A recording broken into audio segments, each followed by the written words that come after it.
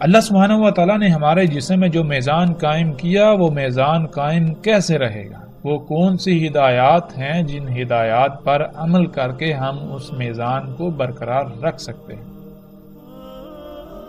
اللہ سبحانہ و تعالیٰ نے اس کو بھی بالکل واضح کر دیا۔ ہمارا جسم جو کئی اعضاء کا مجموعہ ہے، جب ہم غور کریں تو ہمارے اوپر یہ بات کھل کر واضح ہو جاتی ہے کہ ہر عضو جو ہے وہ کئی مخلوقات کا مجموعہ ہے، اور اس میں ہر خلق لا تعداد خلیوں سے وجود میں آئی۔ ایک خلیے میں لا تعداد ذرات یعنی ایٹمز ہیں، اور ایک خلیہ اگر ہم اس کی بات کریں تو ایک خلیہ بالکل ایسے ہے جیسے ہماری ایک زمین، یہ ہماری دنیا ہے جس پر ہم رہ رہے ہیں۔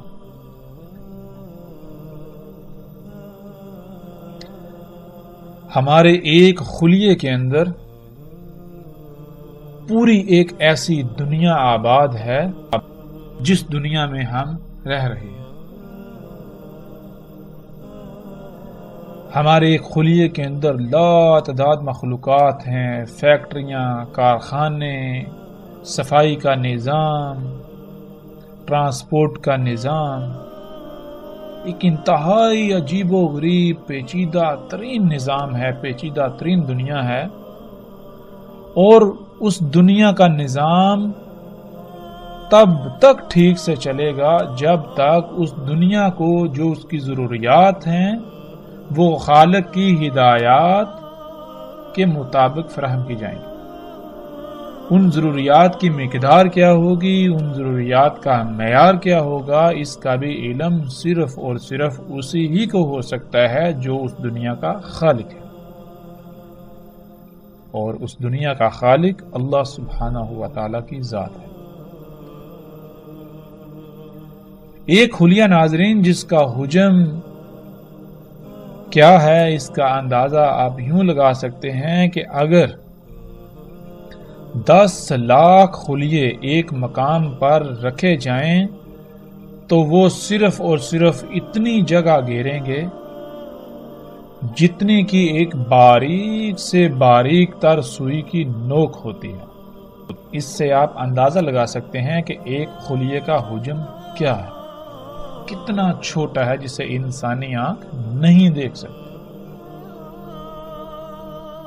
تو ناظرین، جب تک اس خلیے کی دنیا میں جو میزان اللہ سبحانہ و تعالیٰ نے قائم کیا وہ قائم رہے گا، تب تک ان خلیوں سے وجود میں آنے والا عضو ہر لحاظ سے مکمل اور وہ اپنے مقام پر رہتا ہوا اپنی ذمہ داری پوری کر سکے گا۔ جب اس طرح تمام کے تمام اعضاء اپنے اپنے مقام پر رہتے ہوئے اپنی بھی ذمہ داری پوری کریں گے تو پورا جسم ٹھیک رہے گا، لیکن اگر کہیں بھی بگاڑ آ گیا، کہیں بھی خسارہ ہوا، کہیں بھی کوئی کمی، کوئی کوتاہی، کوئی لاپرواہی ہوئی، کسی بھی مخلوق نے جسم کے اندر یا جسم کے بعد جو کہ جسم کا حصہ ہے اس نے لاپرواہی کی تو جسم میں قائم جو میزان ہے اس میں خسارہ ہو جائے گا۔ جس خسارے کو ہم بیماریوں کا نام دیتے ہیں، اور اگر اس خسارے کو دور نہ کیا جائے، اس بگاڑ کو ختم نہ کیا جائے جو کہ فساد کہلائے گا، اس کی اصلاح نہ کی جائے تو پھر ایک وقت ایسا آئے گا جب یہ جسم اپنی اجل سے دوچار ہو، یعنی ایک آخری تباہی اس پر مسلط ہوگی جو اسے ختم کر دے۔ تو ناظرین، اپنی ہی ذاتوں میں ہم جتنا بھی غور و فکر کرتے جائیں وہ کم ہے، جیسے جیسے غور و فکر کرتے جائیں گے ہمارے اوپر راز کھلتے چلے جائیں گے۔ تو اب تک جو باتیں ہمارے سامنے آئیں وہ یہ ہیں کہ اللہ سبحانہ و تعالیٰ نے ہمارے جسم کو خلق کیا۔ ہمارے جسم کے دو پہلو ہیں، ایک ظاہری ایک باطنی۔ جو ظاہری ہے وہ بھی دو حصوں میں تقسیم ہے، اس میں ایک حصہ تو وہ ہے یعنی کچھ مخلوقات، کچھ اعضاء تو ایسے ہیں جو محکم ہیں، جو فیصلہ کن ہیں، جن کے بارے میں اللہ سبحانہ و تعالیٰ نے ہمیں علم دے دیا کہ ان کا مقصد کیا ہے، جیسے ہاتھ ہیں، ہمیں پتا ہے، ہمیں علم ہے ان کا مقصد کیا ہے، پاؤں ہیں ان کا علم ہے مقصد کیا ہے، آنکھوں کا مقصد کیا ہے، کانوں کا مقصد کیا ہے۔ ان کے برعکس کچھ ایسے بھی ہیں جن کا علم اللہ سبحانہ و تعالیٰ نے نہیں دیا کہ ان کا مقصد کیا ہے۔ اگر علم نہیں دیا تو اس کا مطلب یہ نہیں کہ ان کا کوئی مقصد نہیں ہے، وہ بے فائدہ ہیں، وہ بے مقصد ہیں، ایسا ہرگز نہیں، ان کا بھی کوئی نہ کوئی مقصد ہے۔ ہمیں اگر علم نہیں دیا تو وہ صرف اور صرف اس لیے نہیں دیا کیونکہ ہمارا ان سے ایسا کوئی تعلق نہیں، ہمارے لیے ان کا علم ہونا ضروری نہیں۔ اللہ سبحانہ و تعالیٰ نے انہیں جس مقصد کے لیے خلق کیا، ان کو خلق کر کے ان کے مقام پر رکھ دیا، جب تک وہ اپنے مقام پر رہتے ہوئے اپنی ذمہ داری ادا کریں گی تو ہمارا جسم ٹھیک رہے گا۔ اس لیے ہمارا ان کے ساتھ کوئی تعلق نہیں، وہ اپنا کام کر رہے ہیں۔ پھر دوسری بات، ہمارے جسم کا ایک باطنی حصہ، باطنی پہلو جو کہ پوشیدہ اعضاء ہیں، جن کو اللہ سبحانہ تعالیٰ نے ہم سے چھپا کر رکھ دیا، وہ کیا ہے؟ وہ ہمارے جسم میں اللہ کا غیب ہے، جس کا قرآن میں اللہ سبحانہ وتعالیٰ نے بار بار ذکر کیا، جس کے بارے میں اللہ سبحانہ وتعالیٰ نے کہا کہ غیب پر ایمان لاؤ۔ اب غیب پر ایمان لانا کیا ہے؟ غیب پر ایمان لانا یہی ہے کہ اللہ سبحانہ وتعالیٰ نے ہمارے جسم کے اندر وہ اعضاء جو چھپا کر رکھ دیے، ان کو خلق کرنے کا کوئی نہ کوئی مقصد ہے، اور جس مقصد کے لیے انہیں خلق کیا، انہیں اس مقصد کو پورا کرنے کے لیے ان کے مقام پر رکھ دیا، ان کی لائن پر لگا دیا۔ جب تک وہ اپنے اپنے مقام پر رہتے ہوئے اپنی اپنی لائن کو پورا کریں گے، اس مقصد کو پورا کریں گے تو پورا جسم ٹھیک رہے گا۔ اگر کہیں بھی کوئی بگاڑ پیدا ہوا تو پھر فساد ہوگا، تباہیاں ہوں گی، جن کو ہم بیماریاں کہتے ہیں، اور پھر آخر کار جسم موت کا شکار ہو جائے گا۔ تو جتنے بھی اعضاء ہمارے پوشیدہ ہیں، یہ سارے کا سارا اللہ کا غیب ہے ہمارے جسم میں۔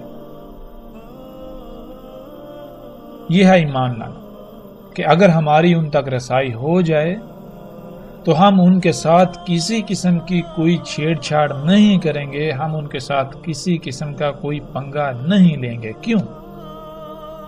اس لیے کہ اگر ہم نے ان کے ساتھ چھیڑ چھاڑ کی تو نظام درہم برہم ہو جائے گا۔ ہمارا ان کے ساتھ ایسا کوئی تعلق نہیں کہ ہم ان کے ساتھ چھیڑ چھاڑ کریں۔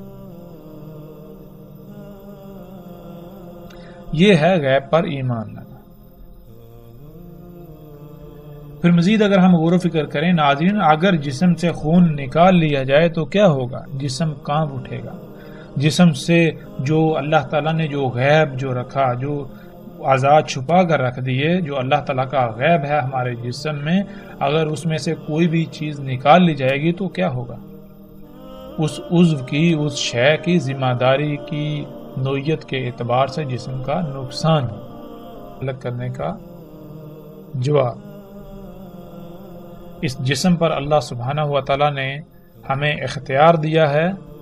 جسم کی تمام مخلوقات ہماری محتاج ہیں۔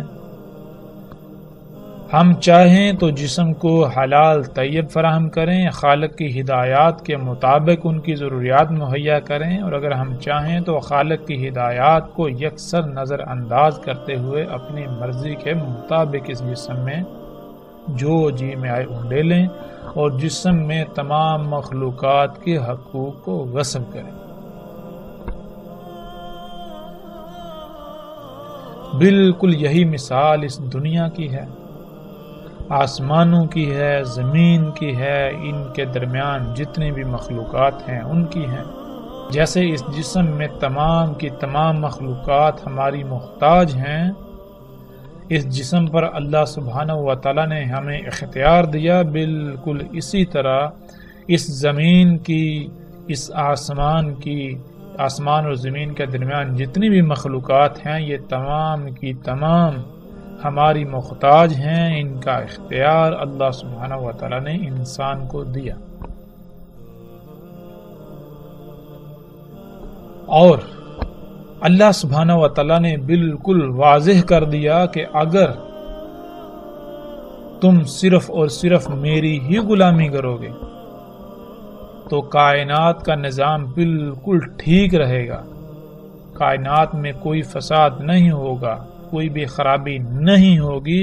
اور اگر تم نے اس کائنات میں میری ہدایات کے خلاف عمل کیا تو اس کائنات میں ہر سطح پر قائم میزان میں خسارہ ہو جائے گا، جس سے پھر خرابیاں ہوں گی، پھر تباہیاں آئیں گی، پھر وہ اجل جو اللہ نے خلق کی وہ آ جائے گی، یعنی ایک آخری بڑی تباہی جو تمہیں اپنی لپیٹ میں لے لے گی۔ یہی وہ دجال تھا جس سے تمام کے تمام نبیوں نے ڈرایا، تمام کے تمام نبیوں نے ممکنہ پیش آنے والے خطرے سے متنبہ کیا، تمام کے تمام نبیوں نے، رسولوں نے یہی دعوت دی اپنی قوم کو، اپنی امت کو، کہ اللہ سبحانہ و تعالیٰ نے آسمانوں، زمینوں اور جو کچھ بھی ان کے درمیان ہے سب کا سب حق کے ساتھ خلق کیا، اس لیے صرف اور صرف اللہ ہی کی غلامی کرو۔ دیکھو اگر تم اللہ کی غلامی نہیں کرو گے تو جو تم اعمال کرو گے ان اعمال کا جس حد تک، جس سطح تک اثر ہوگا اس حد تک پھر رد عمل آئے گا۔ اسی رد عمل سے تمام کے تمام انبیاء نے ڈرایا، متنبہ کیا، لیکن کیا وہ قومیں ڈریں؟ لیکن کیا ان قوموں نے اپنے ان اعمال کو ترک کر دیا؟ کیا وہ اللہ کے غلام بن گئے؟ تو جب ہم قرآن سے اس کا سوال کریں تو اللہ سبحانہ و تعالیٰ بالکل واضح کر دیتے ہیں کہ ایسا ہرگز نہیں ہو۔ انہوں نے اس دعوت کو تسلیم نہ کیا تو پھر ان کا انجام کیا ہوا؟ اللہ سبحانہ و تعالیٰ نے قرآن میں یہ بھی بالکل واضح کر دیا۔ تو ناظرین، یہاں تک جو ہم نے غور و فکر کیا اور جو بات ہمارے سامنے آئی وہ یہ کہ رسول اللہ صلی اللہ علیہ وسلم نے جو دعوت دی، جو پیغام دیا، جس ممکنہ پیش آنے والے خطرے سے متنبہ کیا اور جس سے باقی تمام کے تمام انبیاء نے متنبہ کیا، وہ کیا تھا؟ وہ دعوت کیا تھی؟ وہ دعوت یہی تھی کہ تمہارا رب اللہ ہے،